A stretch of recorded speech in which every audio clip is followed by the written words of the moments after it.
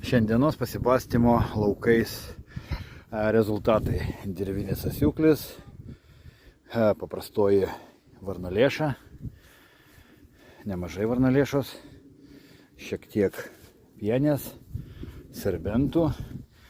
Pienės turime ir daugiau, tačiau šiandienos herojus bus kraujažolė ir paprastoji ramunėlė. O apie kraujažolę iš tikrųjų reikėtų pakalbėti šiek tiek plačiau, todėl kad iš tikrųjų čia yra stebuklinga, vos ne stebuklingų ir magiškųjų galių turintis augalas. Na, kaip ir visi augalai, iš tikrųjų, tie, kurie gyvena gamtoje, jie turi savyje sukaupę tokių galių, kurių mes jau nežinome, kad jie turi. Tačiau senoliai, jie visą tai žinojo.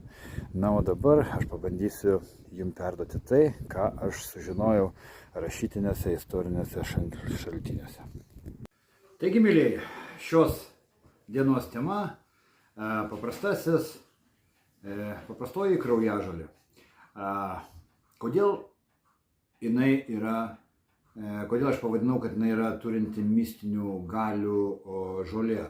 Agi todėl, kad praeities visi šamanai, laumės, raganos, žiniuonės, kurie iš tiesų ir buvo senovės mokslininkai, taip mokslininkus vadino visokiais žiniuoniais, visokiais raganiais, žolininkais, na ir taip toliau. Jie tyrė žolelės, jie žinojo jų galę, kaip jos gydo ir ne tik kaip gydo, kaip jos apsaugo žmogų. Taigi tiek religinėse apeigose, tiek burtininkai, šamanai ar tie žiniuoniai rekomenduodavo laikyti šitas žoleles namie, kadangi jos taip pat apsaugodavo nuo piktųjų dvasių, nuo pikto žvilgsnio, nuo viso, kas yra bloga, kad visas blogis apeitų jūsų namus. Ir tai ir tie senovės žmonės tuo tikėjo.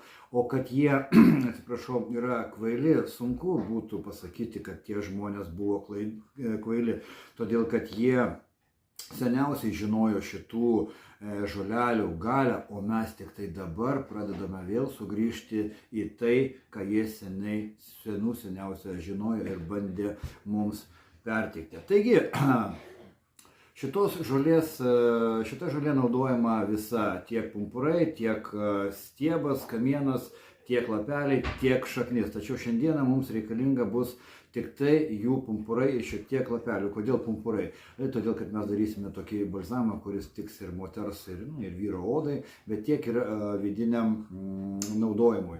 Tai todėl mums reikalinga iš šito žiedo ištraukti eterinius aliejus. Būtent šitie eteriniai aliejai ir kaupiasi tik tai žiedeliuose.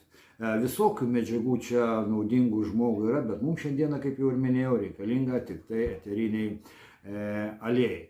Tai todėl aš jau šiek tiek pasiruošiau ir jau apsiskabiau šitus pumpurėlius, va tokiu tai būdu. Prisirinkau ir pradedančių žydėti ramunėlių žiedų, būtent vaistinės ramunėlės, tik tai ta tinka.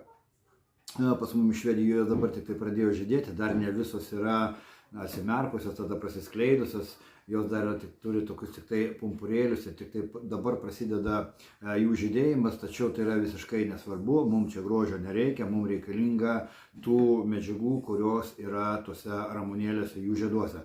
Taip pat aš panaudosiu ir šiek tiek užšaldytų pienių žiedų. Taip, šitie pienių žiedai dabar yra praradę, sakysime, tą tokią komercinę išvaizdą, prekinę išvaizdą, taip jie yra dabar sudžiūvę, tokie susilamdę, negražus, bet vėlgi mums, tai kaip ir sakiau, mums nereikalingas šiandieną grožis, mums reikalinga jų efektas, tai, ką jos turi sukaupę viduje.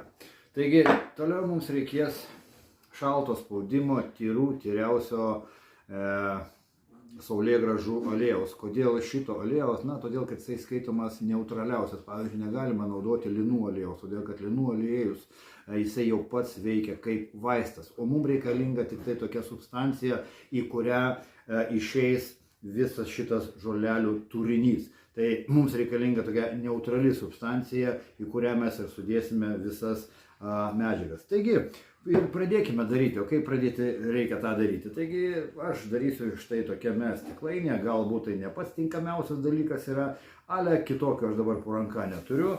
ir užsimaniau padaryti šito nuostabaus balzamo. Taigi, ir dedame ant dugno dėsiu tas pienės, šiek tiek pumpurėlių ir tada miksuoju, įdėsiu šiek tiek žolelių, kraujažolės, šiek tiek ramunėlių, na ir va tai va miksuoju. Mums reikalingas kiekis, kuo daugiau šitų žolelių, todėl kad mums reikia maksimumo ištraukti visą tai, ką jos sukaupę turi savyje. Ir visą šitą užpilame aliejumi.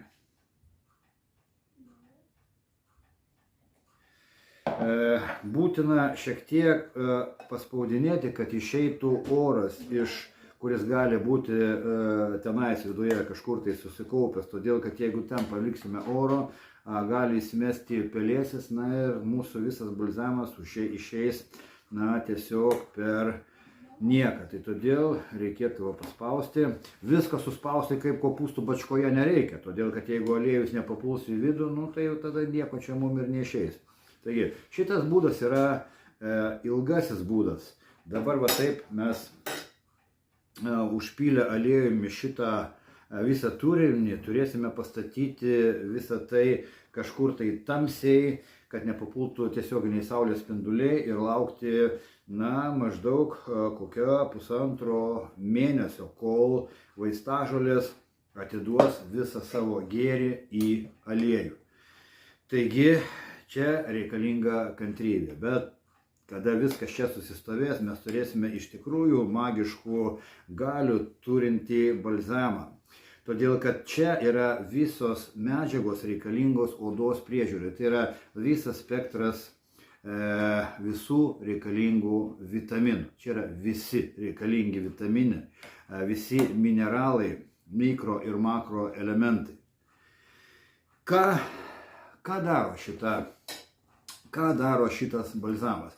Šitą balzamą galima naudoti kaip ir ant veido, taip ir po vieną valgomą šaukštą 3 kartus dienoje, ryte, per pietus ir vakare. Pradėkime nuo to, ką jis daro odai.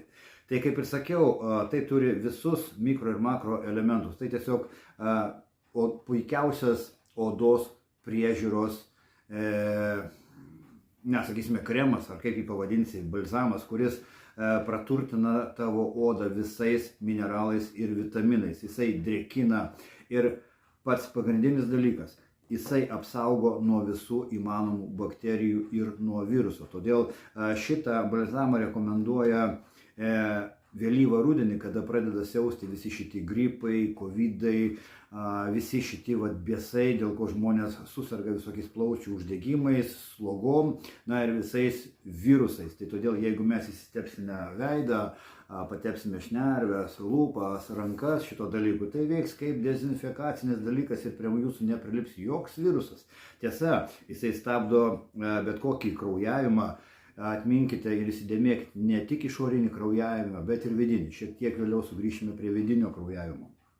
Taigi, jeigu jūs užsikrėtėte kažkokiu tai niežu, kažkokį grybelį, kažkas tai išbėrė jūsų odą, ar vėl nežino, kas atsitiko, paraudo, tiesiog jūs tai puikiausia priemonė išgydyti jūsų odą. O dabar ateikime prie vidinio kraujavimo. Ką tas reiškia?